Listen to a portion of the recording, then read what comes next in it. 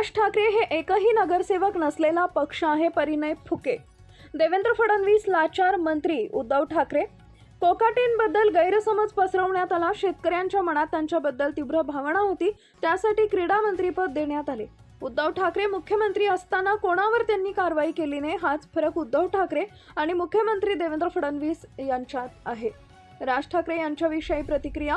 राज ठाकरे हे एकही नगरसेवक नसलेला पक्ष आहे. मीडियात चर्चेत राहण्याचा प्रयत्न राज ठाकरे करत असल्यानं ते बोलत आहेत. हा वाद गुजराती नाही, मराठी नसून महानगरपालिकेची मलाई खाण्यासाठी काम करत आहेत.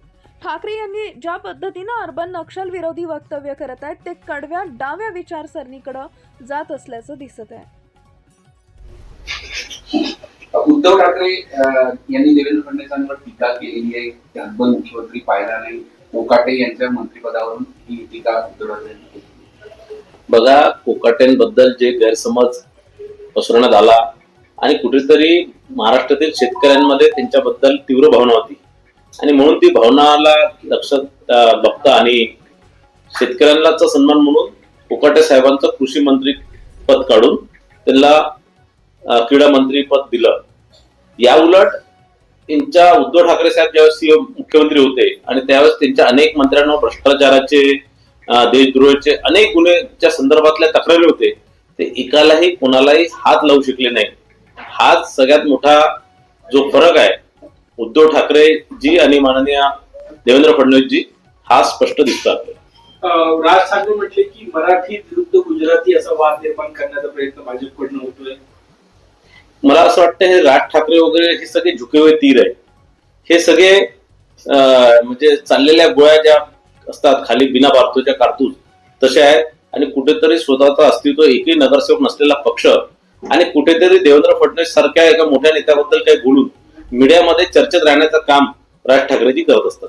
मुंबई महानगरपालिका निवडणुकीमध्ये ठाकरे यांनी गुजराती मराठीचा मुद्दा उपस्थित करत पुन्हा एकदा उद्धव ठाकरेंच्या जवळ जाण्याचे संकेत दिलेले आहेत. हा वाद गुजराती आणि मराठी नाही आहे, तर हा वाद यांच्यासाठी, उबाटासाठी आणि मनसेसाठी ती मलाई कोण खाणारच आहे. आणि मला असं वाटतं की महानगरपालिकेची मलाई खाण्यासाठी यांना मराठी प्रेम यांचं जागृत झालेलं आहे आणि मागच्या 30 वर्षापासून जे महानगरपालिकेची मलाई खाऊन जे मस्तावलेले आहे आणि जे मागच्या 30 वर्षापासून महानगरपालिकेची मलाई खाऊन जे मराठी माणसाला हातपार करण्याचं काम त्यांनी केलंय, या निवडणुकीमध्ये महाराष्ट्रातला आणि मुंबईचा मराठी माणूस या दोन्ही लोकांना त्यांची जागा निश्चितच दाखवणार. हो, ठाकरे बंधू हिंदुत्वाकडनं डाव्या विचारधारेकडे त्यांची वाटचाल सुरू झाली असं वाटतं का तुम्हाला? ज्या प्रकारे आजच्या एका कार्यक्रमात माननीय राज ठाकरे साहेब आणि माननीय उद्धव ठाकरे साहेबांनी ज्या प्रकारे त्यांचा विचार मांडला, ज्या प्रकारे त्यांनी आताच नुकत्याच आलेल्या अर्बन नक्षल विरोधी कायद्याचा विरोध करून राहिले, ज्या प्रकारे त्या कायद्यावर ते बोलून राहिले, मला असं वाटतं की नुसतं डाव्याच नाही तर कडव्या डाव्या विचारसरणीकडे उद्धव ठाकरेजी आणि राज ठाकरेजी जात आहे. थँक्यू.